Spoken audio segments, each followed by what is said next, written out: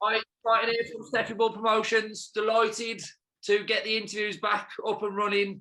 First of all, we've got Raven Chapman. Raven, thank you very much for giving some of your time. That's all right. Thanks for having me on. I'm looking forward to having a chat.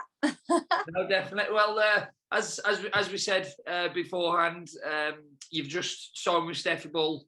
Now we know Stefy. He doesn't really rave about you at the moment. There's no pressure. I know.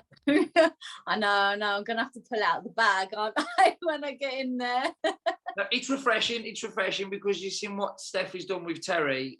With Stefy winning the manager of the trainer of the year as well a couple of years, but I think it was last year.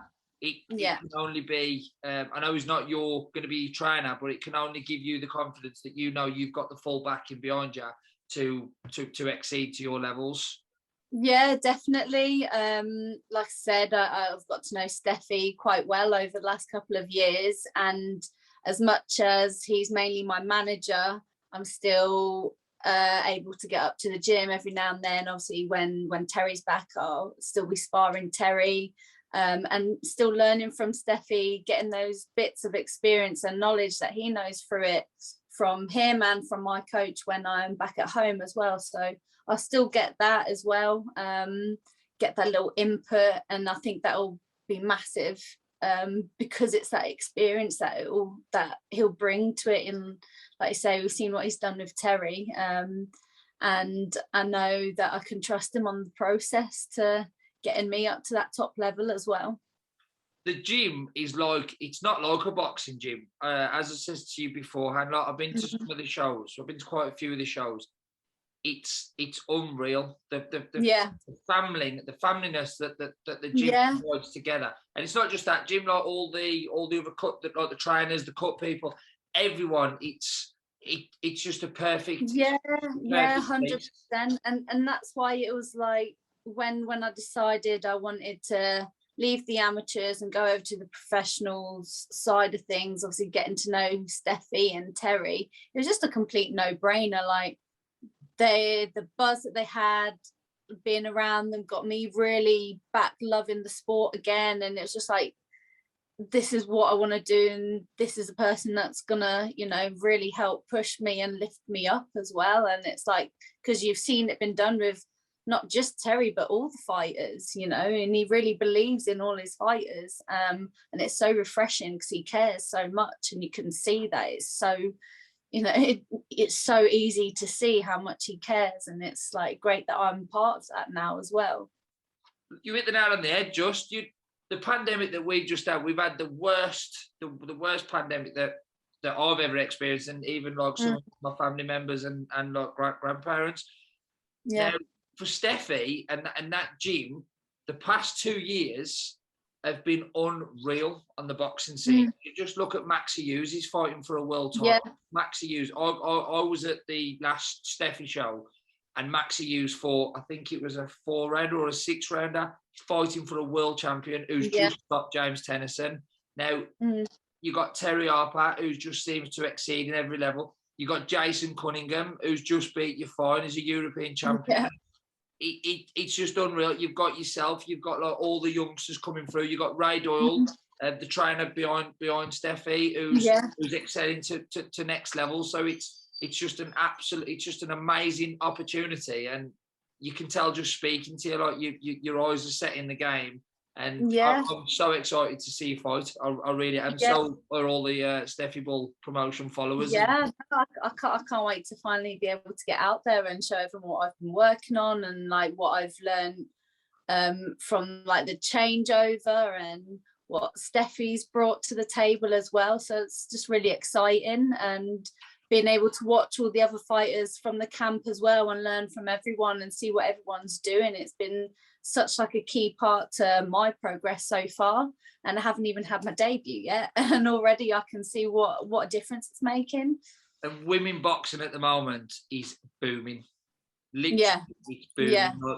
You got Ebony Bridges, you've got like you got Natasha Jonas, you got Katie Taylor, you got yourself, You got, I've completely forgot her name, has just won a world title, trained by Peter Fury, John Fury. Savannah. Savannah, unbelievable boxer. Clarissa Shields. You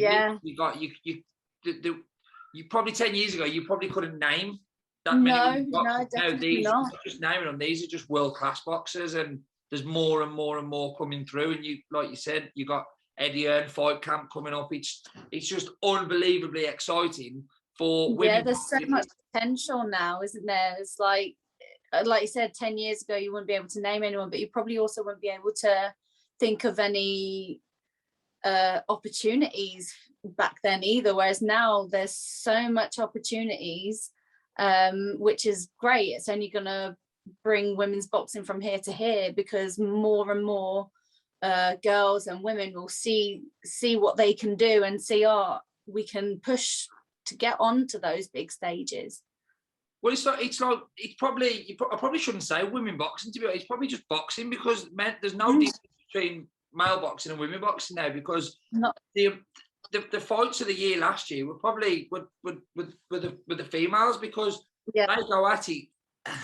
They go at it, and then literally they put it all on the line, and I think fight. Yeah, that's partly probably because, you know, there's not the pressure on the women, but it's almost like, because there's not as many. When it gets to the top, it's top girls against top girls. There's no in between, really. And when you're there as well, it's like you are proving a point. You are making it like, no, we can fight. We train hard. We train just as hard as the men. We're doing the same thing. And it's in our blood as well. Like, this is what we're born to do. We're born to fight. So why should anyone be able to say that we can't do what is in here, you know? Yeah, no, I totally agree. So 100%, like, as I said, I probably shouldn't say female, but it's just boxing's booming. Let's just say boxing's booming. How did you get into boxing? Because I know you've got such a great career in the boxing, but I always like to know how you thought about getting into boxing. Or did you just go into a gym and thought, you know what, I want to be a boxer?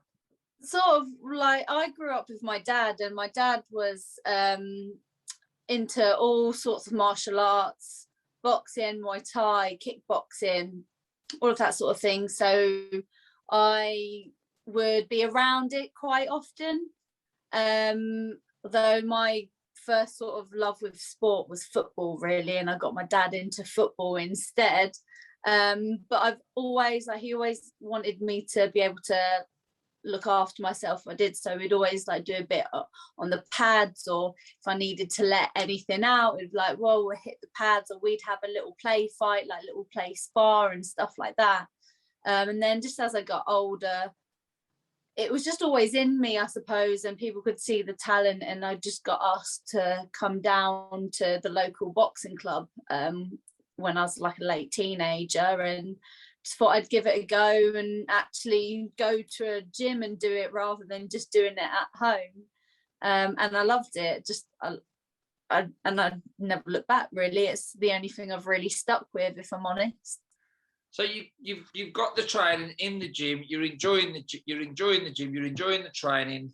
You're enjoying the fitness. Yeah, love it. I've always been into fitness. So that's always been my thing. Fitness, it's always been what I've been into. I'd say when I was younger, running, not so much now. But I love to be fit and healthy. Nice. And then, when did your coach first turn around and say, do you fancy fighting? So I was kind of, it didn't take too long. But when I first started, I wouldn't say I had the best start. I was very self-conscious about it at the time, and almost like a stage fright kind of thing when I was in the ring. So when I first started, I didn't do great. I did all right, and then but my coaches are confused. It's we don't normally get this wrong. We definitely see something, but it's not happening in the ring, like we don't get it wrong, like what's going on here? And then I ended up moving away, and I joined the gym that I stayed with for my amateur career, and one of the coaches just managed, you know, and someone can just get in your head and bring out that deep bit in you to fight. They just brought that out of me, and then everything just clicked. I didn't get any stage fright. I just knew how to tap into that when I was then went in and fighting, and we did really well together. And yeah, sort of just went from there. It's just getting that right headspace, really, and that's when it all clicked for me. And then, so you're in the amateur career. What was your amateur career like? I had a good amateur career. I won a couple national titles, a couple international medals, got on England, boxed for England, and got trials for GB, ended up boxing for GB. So I got to, you know, a lot of the goals that a lot of people would want to get to, and you know, I really took advantage of it as much as I could and learned as much as I could, and worked hard to get there. When you say using Team G, what professionals was in Team GB at the time? Well, when we were training up there, now. Yeah, when I was training up there, you'd still get the likes of AJ coming down to the gym to train, and Joshua Buatsi, and you'd see loads of the different heavyweights coming in, and it was always really inspiring. They was always really friendly and like giving you advice, and yeah, it's all cool. And yeah, also basically most of the ex-GB boxers would still go down there every now and then. You still see them. What was that like, being in company with AJ? Yeah, it was, you know, you kind of get used to him being there after a while, because he did loads of his camps there, so it's just sort of like, oh, you're right. But it was really good, and like I say, just being able to learn from someone and see little bits of his training and speak to him about what he does and what he's learned in that whole process and that journey to get to where he is just something that like money can't buy, really, because it's so inspiring to like hear it and, you know, see it like face to face. So yeah, it was one of those environments where it was just, you were inspired every time you were there.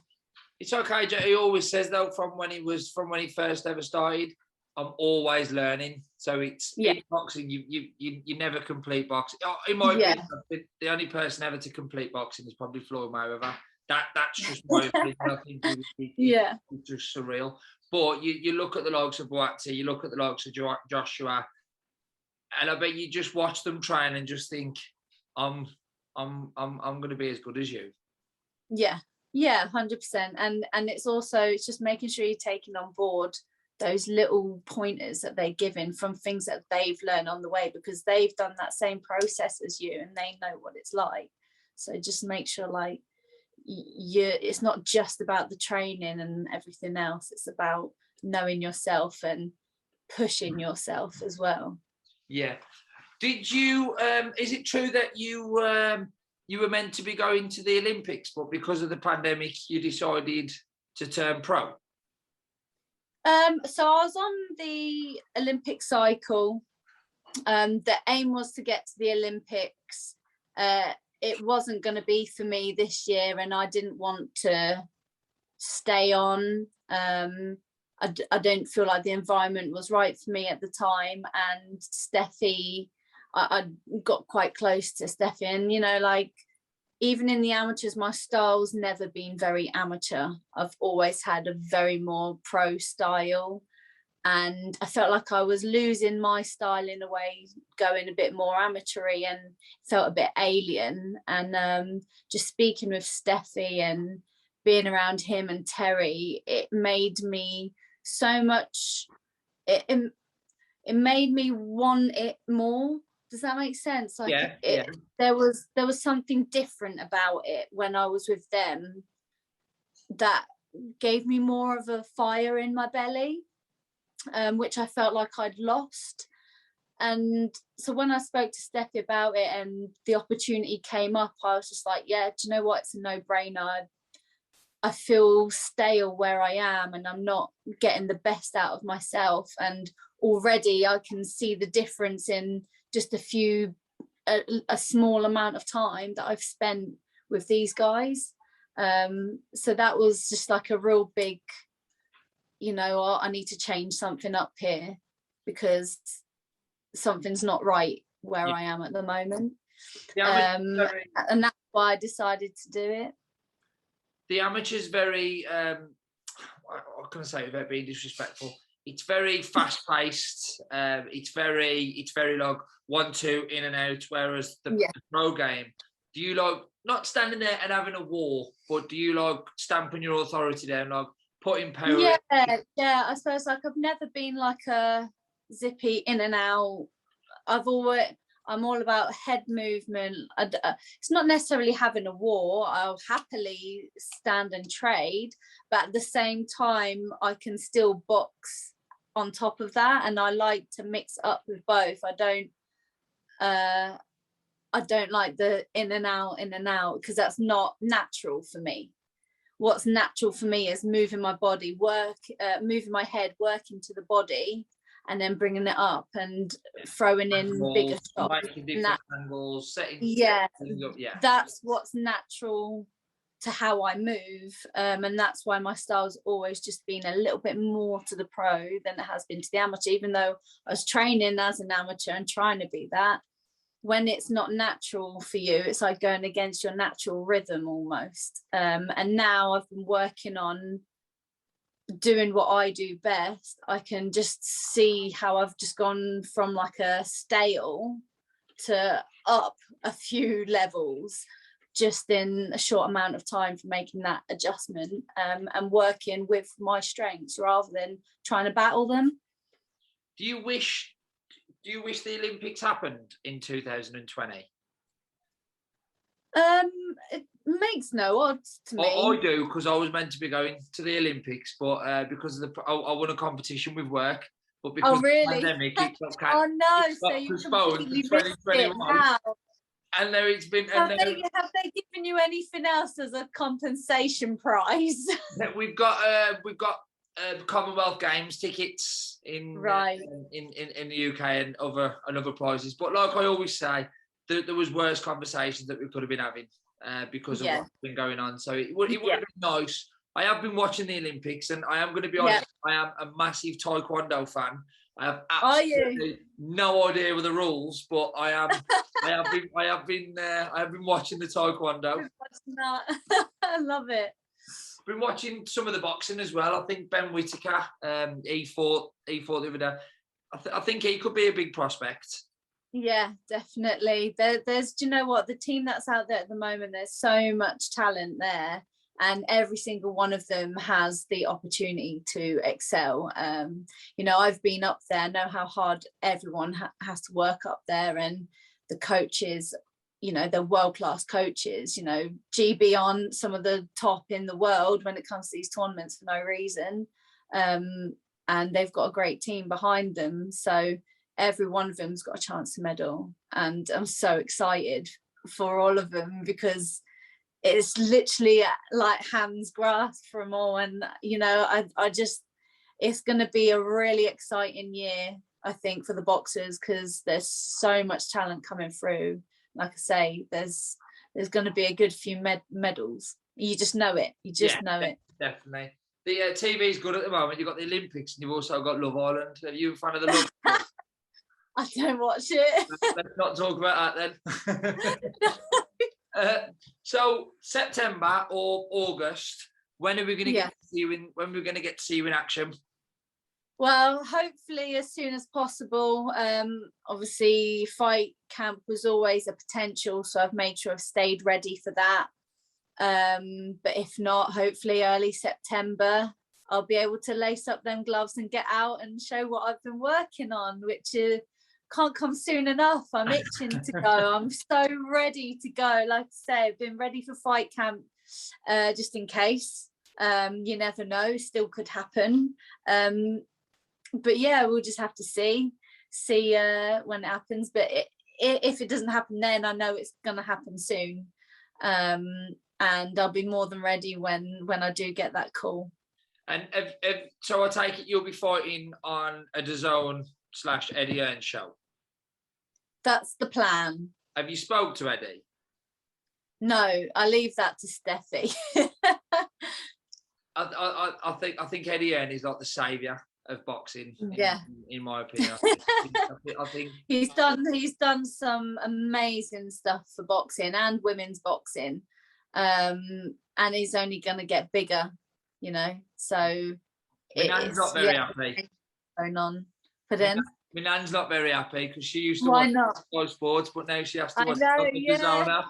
Well, that's another interesting thing with Sky Sports and that. Like, there's so much potential there for them. So who knows what's going to happen on that end of it as well. So boxing is just going to be booming on all platforms, and it's gonna. I think that's going to open a lot of doors for plenty of other fighters as well.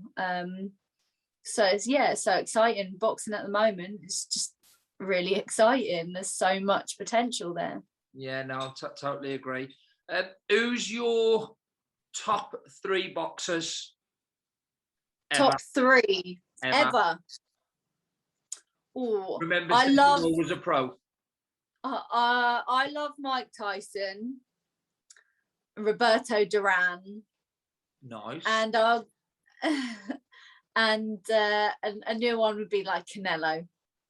You think he's pound for pound? Pardon? You think Canelo's pound for pound? Yeah.